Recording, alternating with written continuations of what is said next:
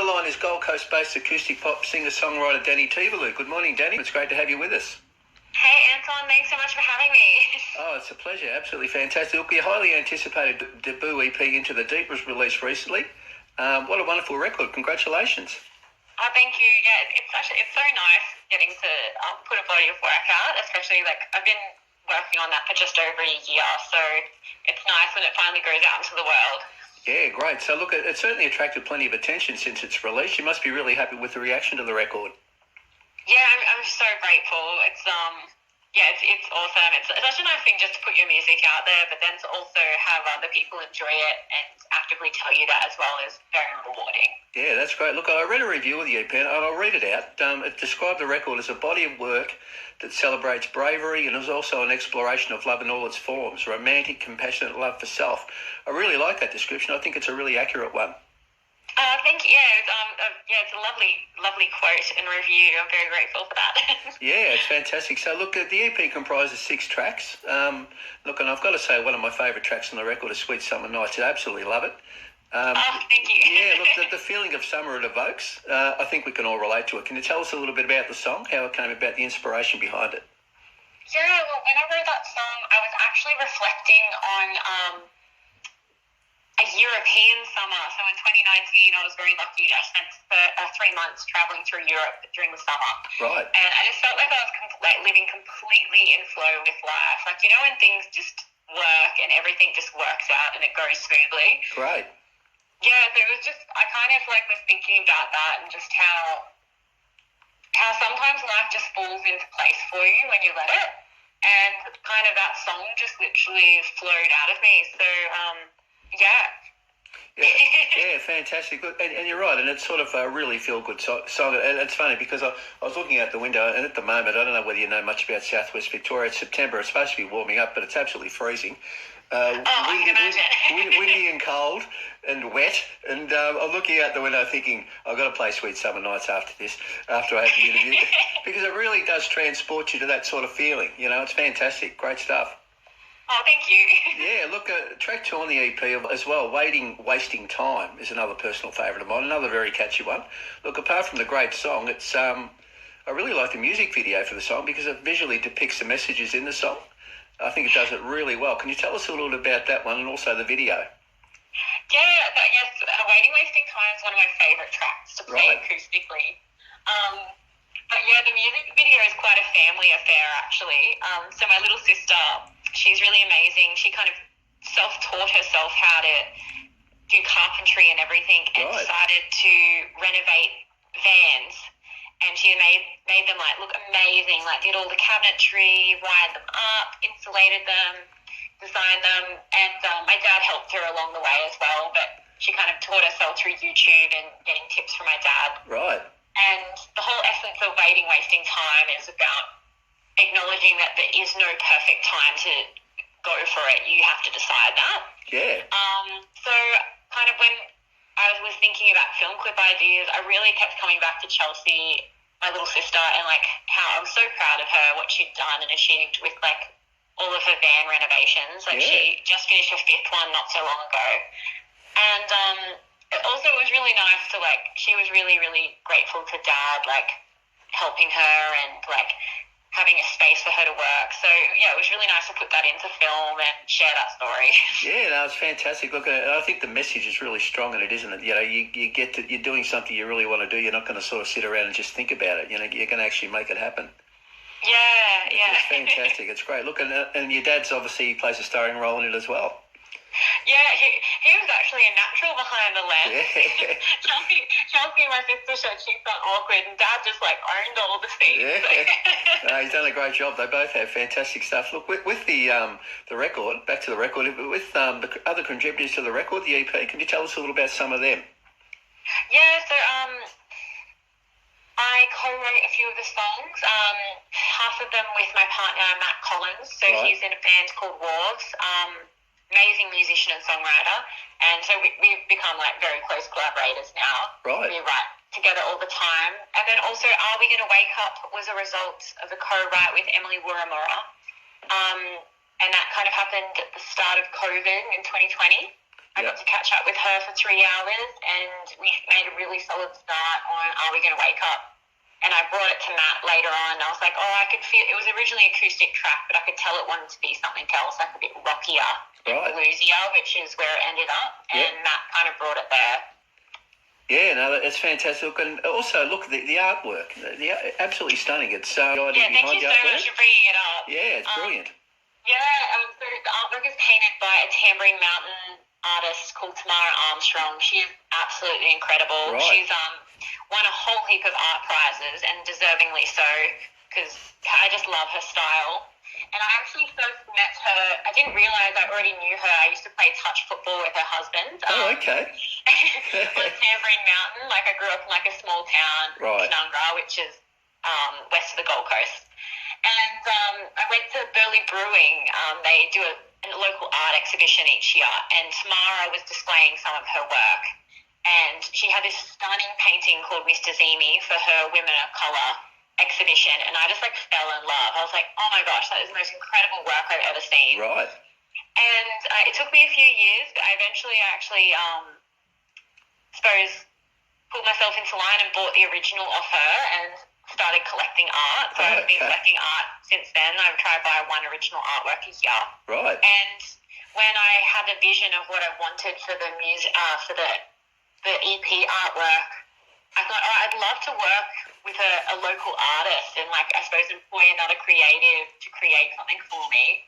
And I pitched my vision to Tamara, and she was really excited about it. So she kind of put what I saw in my head into the painting, which is beautiful. Yeah, look, great. She's done a great job. Fantastic. With you, well known for your wonderful live performances, of course, both as a headlining act and as well as supporting other great artists. I believe you have a show coming up next Thursday, the 29th, at the Beach Hotel in Byron Bay. What a great venue. You must be really looking forward to that show. Yeah, it's going to be really awesome. With a couple of friends in their different music projects, so it's going to be really nice to have a whole heap of people we know around and just enjoy music. Yeah, fantastic. And who are the other artists on the show? So Darcy Doe, she's like an electro synth pop artist. Yep, I know Darcy. Yep.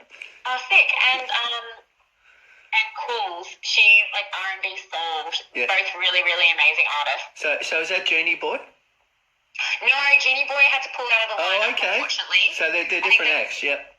Yeah, so we've got Cools replacing Genie Boy. Okay. Well, that's a cool, great. But show me about Genie Boy. Look, I love Genie Boy as well. I really love that song Better that they've got out at the moment. Yeah, I love Elevator in the Sky, but the Better music video is fantastic. Yeah, fantastic. Sounds like it should be a great show. Look, you're based on the Gold Coast, of course, but I believe you were a primary school teacher before taking up music. That's quite a career change. It has been quite an interesting couple of years. Yeah, I bet. Yeah, so what's the story there? How did that all come about? Yeah, so I suppose I just there's often a narrative you can be told, when you're finishing up school or in school, that there's no jobs in the arts, or you'll never make it very far. Right. And unfortunately, I kind of believed that phrase, and I went into a proper job or whatever, asterisks or with my fingers either side of that, and I studied education, but very grateful for it. I've loved teaching over the years. It is very challenging though.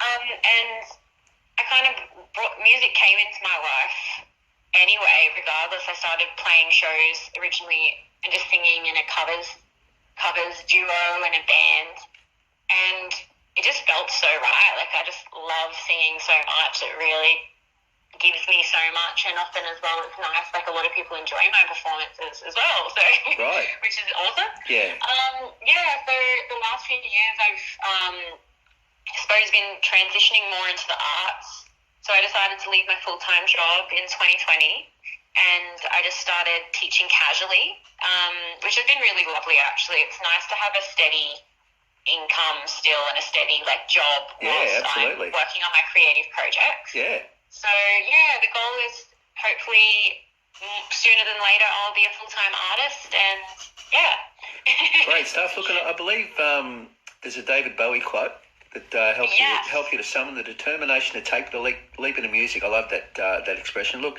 you able to expand a little bit on that for us too? Yeah, so it's a really beautiful quote by Bowie, and it's essentially about like the ultimate place to create from is just outside our comfort zone. Right. And he uses the analogy of deep water to talk about it. So like you go into the waters, and when your feet can't touch the bottom, that's when you're in the perfect place to be creative. Right. So, and honestly, like I base my EP around this, but it's something I often think of when I'm tackling creative projects, and even in just life, like what's that one thing that just makes you just a little bit uncomfortable? Yeah. Because that's a nice place to be, because that's where you're challenging yourself and growing and thinking about things from a different perspective. Yeah, fantastic. So, and obviously Into the Deep, the name of the EP sort of connected to that as well. Yeah, it was. Yeah, because the last few years have been really transformative for me, but and at some moments have been pretty hard. So Yeah. It was nice to kind of embody that and acknowledge that. Great stuff. Look, and what about, you mentioned Bowie and Bowie's inspiration from that, but also what about other artists that have influenced you when you were growing up? Yeah. So as a young girl, I always loved strong female artists. I was a huge fan of Christina Aguilera. Yeah. And also used to remember so many car rides with my mum listening to Tina Arena, Celine Dion, Faith Hill, Shania Twain. I'm a huge fan of Dolly Parton. Right. So they definitely influenced me hugely. So, and then also of late I've been reconnecting with the Beatles and Elvis and Nancy Sinatra and Motown stuff. So my new body of work I'm working on is heavily influenced by some more vintage sounds now. But yeah, I love that kind of classic part of music. That there's so many amazing songs. There's even modern stuff. Everything's so incredible. It's nice just to champion those sounds from that beautiful time around the 60s and 70s when... Yeah. Great stuff. And so you're actually working on, you've just released the EP. You're already working on new material, eh? Yeah. Sweet Summer Nights, which thank you for really enjoying that one. Yeah, fantastic. I've recently got the final mix for a dance remix for that. So when I heard the song, and I'd listened to it, I could just hear it wanting to be a dance track, an EDM track. So a friend of mine has remixed it. Great. So we'll hopefully release that before the end of the year.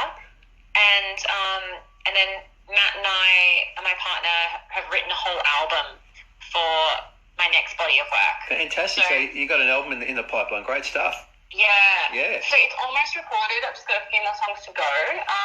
So hopefully early next year we'll start dropping tracks. Fantastic. Which is really exciting. Yeah.